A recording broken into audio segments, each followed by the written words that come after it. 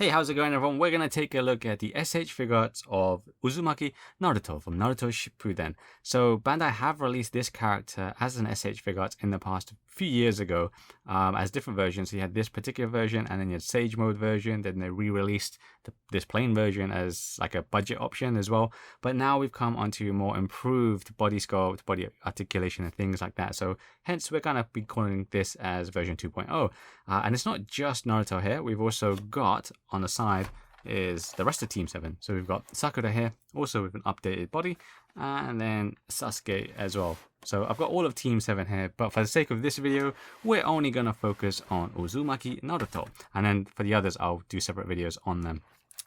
So like I said, this is 2.0 with new kind of features, I guess you might say. So it does come with 4 additional faceplates, which you can see behind the Japanese text there, which is pretty good.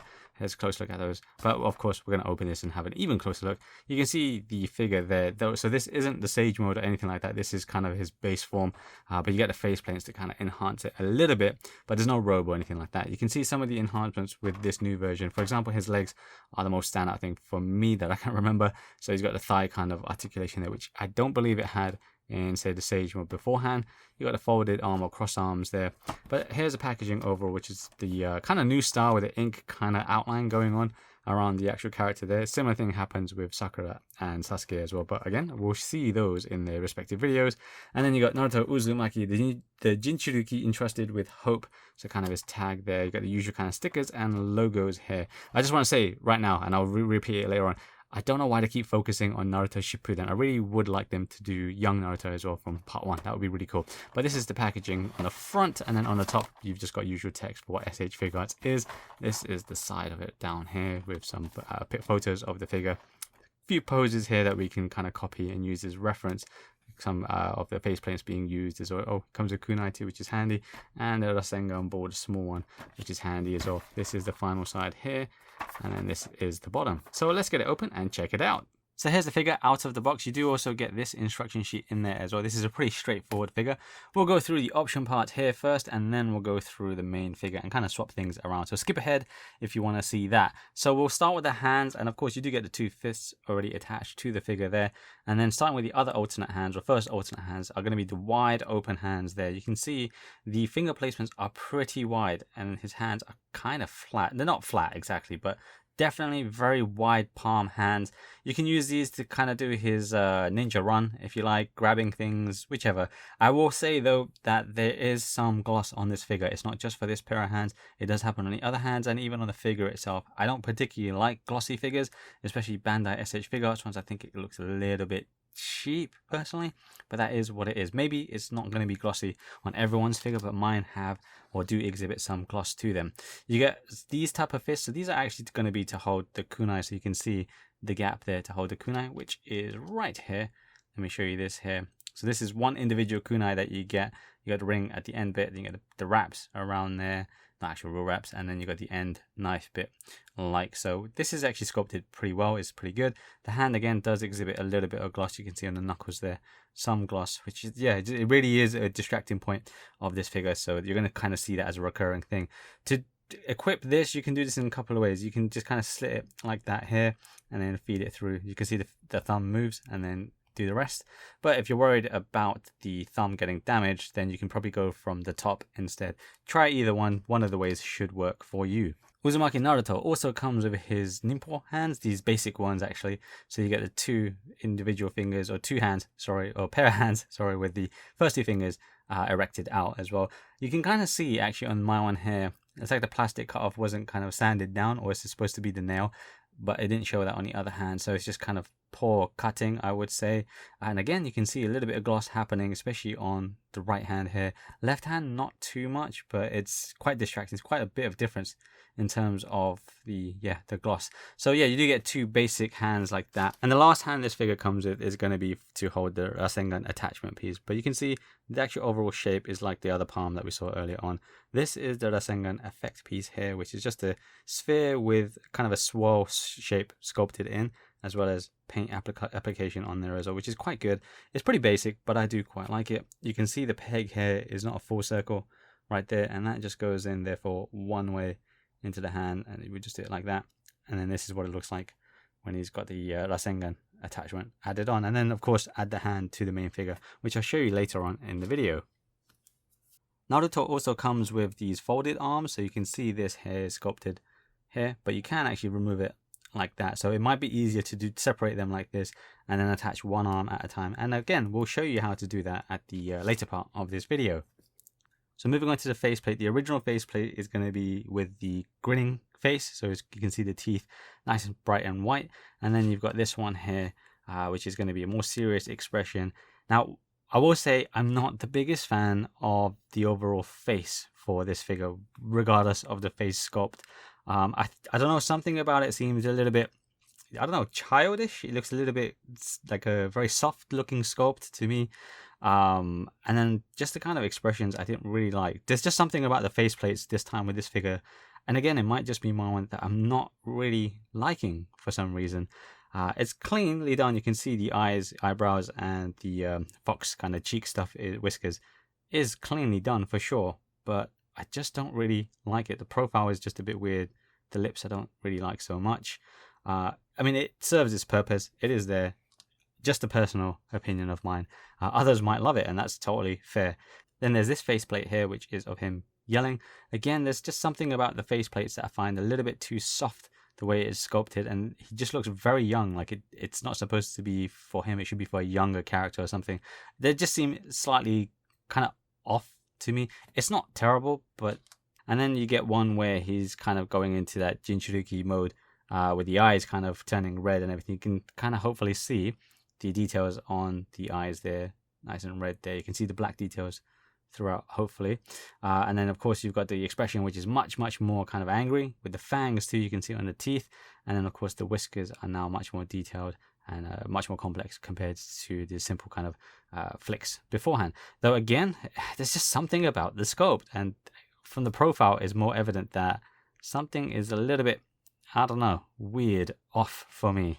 And then the final head sculpt is this one. Actually, this one's probably not too bad, and the one that I don't mind the least, or I mind the least. So this one is that kind of, what's the word? Its word escapes me at the moment. But that super hyper kind of expressive face that it's got. So big white eyes, and then you got the sculpt of the mouth, which is actually pretty good. I really like the sculpt on this one. This one is, yeah, definitely the better face for me. Probably because it's not supposed to depict the character in a kind of normal way. So because of its goofiness, it ends up being the better one for me. And coming on to the actual figure itself, so this guy stands around 14.5 centimeters in this pose. Give or take, it'll probably be a little bit more once you kind of get his legs straightened up, I guess. But about 14.5 centimeters for this guy, which is not too bad at all. Now we'll kind of go through the details first, and then we'll go through the articulation and swapping parts. So skip ahead if you want to see the swapping parts stuff. As always, I will leave timestamps in the description below so you can kind of see what you need to see or want to see. So first up with the face and hair. So again, there's just something about the faceplate for me personally. Again, all of this stuff is my own personal opinion. There's just something about his face that I'm not quite feeling. I think at a distance, it looks pretty good. All of them look pretty good. But there's just something about the kind of sculpt of them that feels a little bit too soft. And therefore, he just looks a bit too young. I don't really like the profile view of this face and the others as well. I don't really like the profile view of the figure. It's not terrible. Again, I just think it could have been a bit better. Going on to his hair though, kind of going back up a bit, but going on to his hair sculpt generally is quite good. I could have or would have thought it would have been a little bit better. Something about it seems a bit short at times, like this strand here, because it's quite long, then the rest kind of looks a bit too short, and then it looks like his hair looks short overall. That could just be me and my eyes and just the way I'm seeing the figure. I'm sure other people don't have that issue and don't mind it, but that's just, again, my opinion. The actual band that he's got on him is fine. The actual Konoha leaf symbol, pretty good, and the plate, it's all fine there. The actual back here kind of lifts up with the straps here. You can't remove it, or you may be able to remove it. It just kind of goes up and down. That's as far as the articulation goes. You can see then the nape or back of his hair as well goes down there, which is not too bad, but of course you're going to see a little bit of gaps if you're going to have his posing, his back kind of posed towards you as well. I'll get into how to swap the face plates later on, but you can kind of see a bit of drooping happening with his face. I'm going to put that back a little bit. Then coming down to his outfit and his sweatshirt. Generally, it looks pretty good, but because of the way this guy is articulated and engineered this time on, I feel that he's got a little bit too many kind of cuts and gaps going on. So you can kind of see here, you'll end up getting gaps if you don't sort that out. The color here is not jet black, it's more of a dark, super dark gray, or frosted black. Depending on your light conditions, not too bad. I think it still looks okay. Orange is okay as well. As I did mention earlier on though, this figure does exhibit a little bit of gloss for me, like his right arm, forearm especially. It's hyper glossy compared to like maybe the left arm. I don't know, there's just something about the gloss in this figure that is just really rubbing me the wrong way. But otherwise, he's got a pretty kind of basic sort of jacket on, right? But also, articulation is different at the top. We'll go into that in a little bit more detail, but you can see because of that, you got the waist bit or the stomach area for the jacket, which is loose there. And that also has the pouch attached to it there, which does articulate. Then we come down to his legs, which I do have a color difference on mine. So you can see up a bit here towards the groin bit, this color different or shade of orange is ever so slightly different to the remainder of the leg, and then even the actual jacket as well. It's super slight from a distance. You're probably not going to notice this, but it is one of the things I've noticed pretty like straight away when I took it out the box. Real minor for some people, but it does annoy me a little bit. Then we come down to his leg. This is different again from version 1.0, the way it's articulated and kind of put together. But you got his pouch down here as well with the bands around his leg which look fine. You got the cuffs of the pants there, which are fine as well. And then you come down to his boots, shoes, scum shoes, right? So these, we'll go into articulation again later because, you know, a lot of that stuff is new to this figure. I think it's kind of fiddly. It looks okay though, right? It does actually look okay and not too bad. But I think maybe at the like inner ankle bit, it might be too much shadow casting. It kind of thins out a little bit again because of the articulation. So some people may or may not like that. For me, in terms of visuals, it's okay. It's more the handling that I didn't like so much. And I think that pretty much covers the actual figure. I mean, here's the back view of the top half. You can see that kind of symbol there on the back, which is fine as well. So generally speaking, the way the figure looks isn't bad.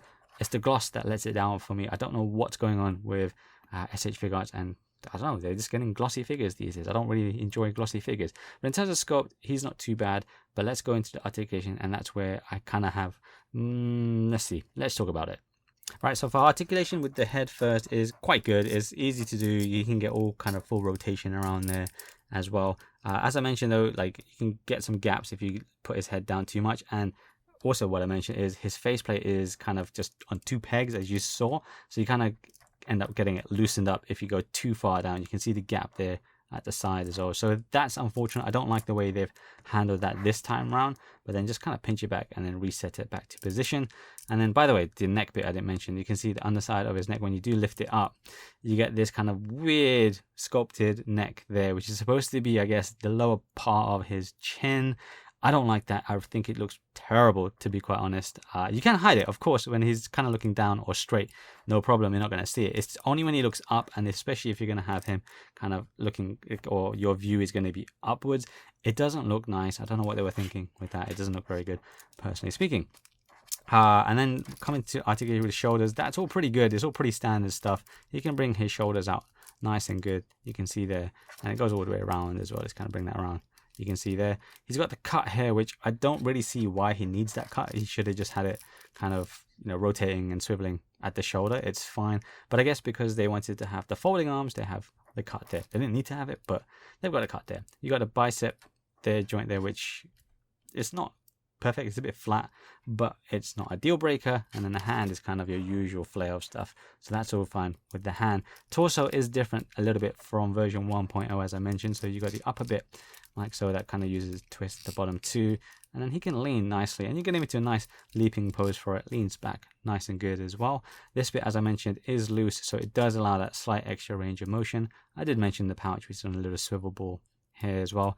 The legs is where I'm not 100% sold on it at this stage. For Dragon Ball figures, it's not too bad. This is kind of very similar to the Dragon Ball stuff, if you're familiar with that. Here you can see his crotch, but I think these days I'm just pretty good with the way Mafex does it, with the kind of ball joint at the hips. I think that's a much better way to do it. So it's just weird because now you've got the cut hair, which swivels. You can see that it swivels here. Of course, it will do the same on both legs.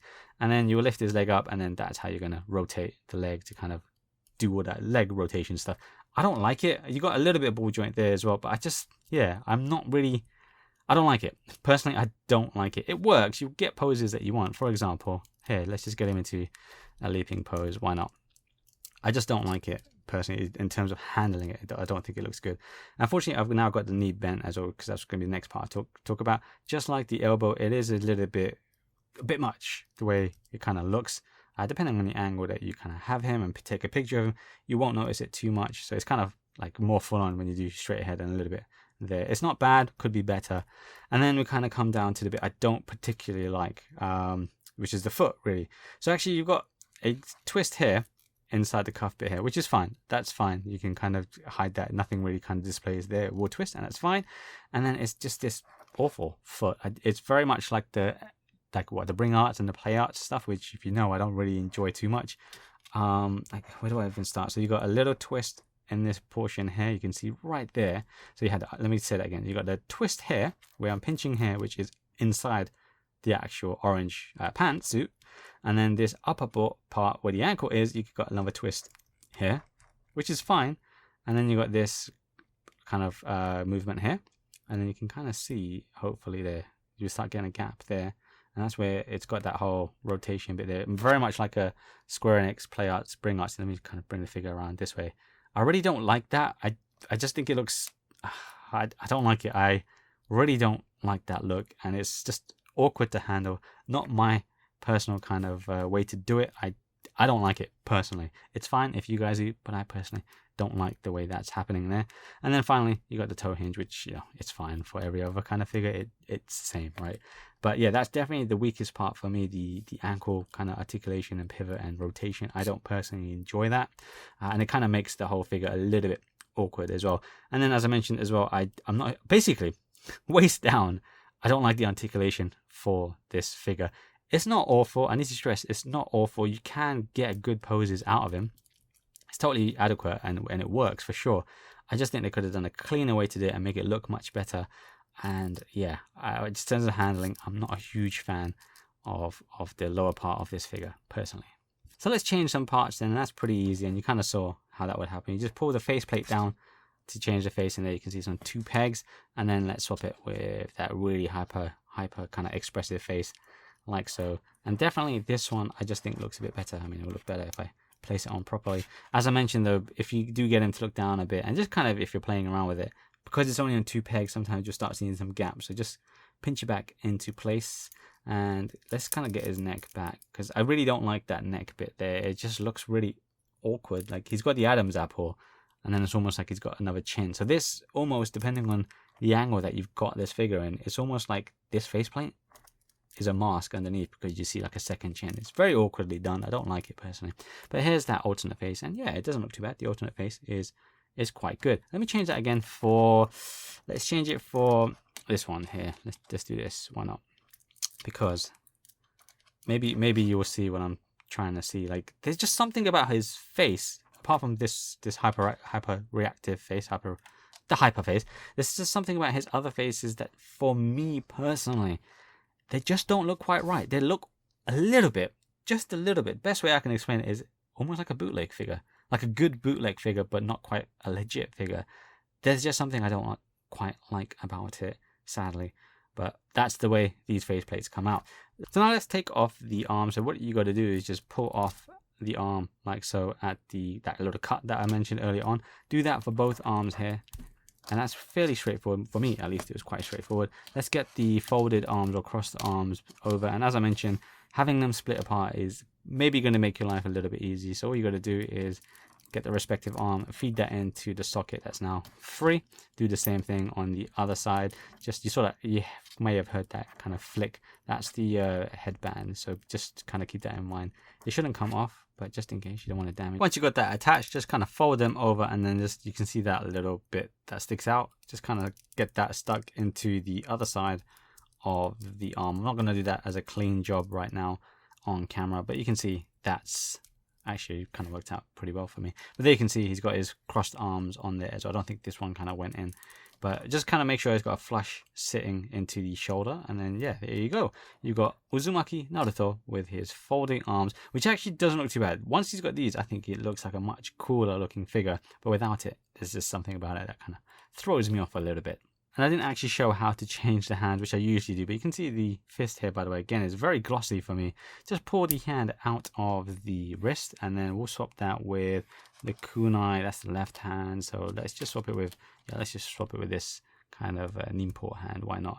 Get the ball peg into the hand of choice, and then it should just kind of click into place. And there you go. Of course, attach the arm back to the figure here. Let's just kind of pretend. There you go, he's got that on.